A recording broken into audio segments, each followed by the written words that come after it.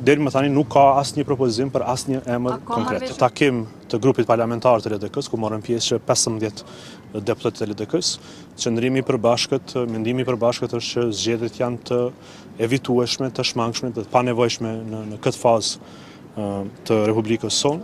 LDK-ja, siç kemi shprehur dhe më parë, jemi të gatshëm që të kontribuojmë në drejtim të zgjedhjes së presidentit në dy drejtime. E para është një konsensus i gjerë politik, pra një kandidat që vije si pajtueshmëri nga gjitha partitë politike, dhe e dyta është një marrëveshje politike klasike në mes të dy partive, në këtë rast Pushtetit dhe Lidhjes Demokratike të Kosovës.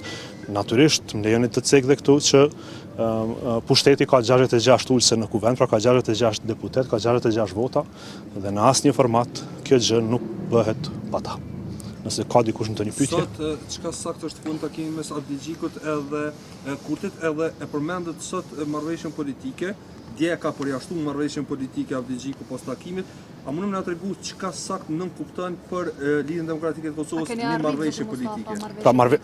Pa marrëveshje politike për dallim nga konsensusi i gjerë, nëse ke konsensus të gjerë, të gjitha partitë politike parlamentare pajtohen fillimisht në parime, se mbi cilat duhet të ndërtohet presidenca e ardhshme, pastaj kriteret mbi cilat diskutohen emrat e veçantë, dhe në fund diskutohet emrat e veçantë dhe pajtohen gjitha partitë politike në një emër të veçantë.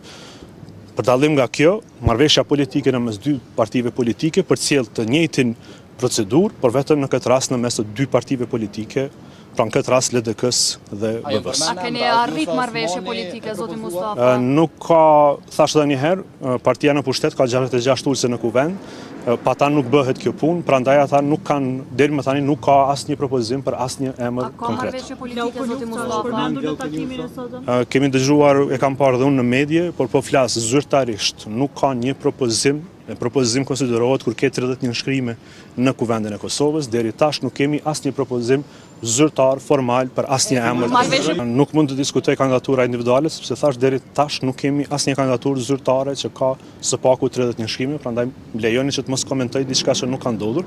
Sa i përket grupit parlamentar të LDK-s, vlen cekët që është unik, është i bashkuar, ka një qëndrim të përbashkët, dhe ashtu siç vendosim bashkarisht, ashtu do veprojmë bashkarisht që të 15-it, ndërsa sa i përket marrëveshjes politike, deri në këtë moment nuk kemi një marrëveshje politike, sepse në të kundërtën do të kishim lëvizje tutje. Marrëveshje politike në mes të dy partive, fillimisht do diskutonin parimet se si do dukej presidenti i ardhshëm, pastaj do të flasim për kriteret specifike që duhet plotësonte një kandidat specifik.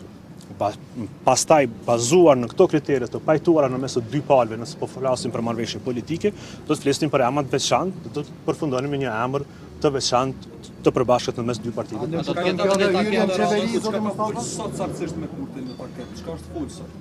Këto që i thash unë përgjigjem përderisa nuk kemi një kandidaturë zyrtare, pra po pyetje shumë hipotetike që ne kam pamundur përgjigjem përderisa nuk kemi një veprim të tillë.